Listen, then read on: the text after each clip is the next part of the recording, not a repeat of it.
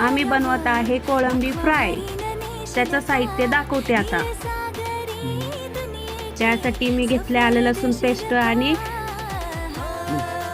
मिरचीची पेस्ट आणि वरतून टाकले मैदा आणि कॉर्नफ्लावर आणि थोडंसं कलर, चवीनुसार मीठ.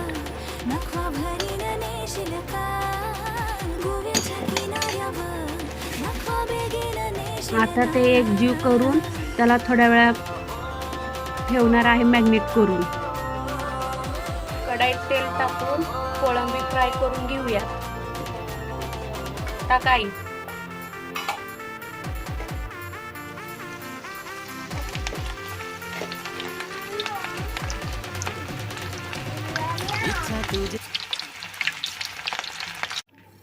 आपली अशी फ्राय करून झालेला आहे कोळंबी 65. आवडल्यास लाईक करा, सबस्क्राईब करा.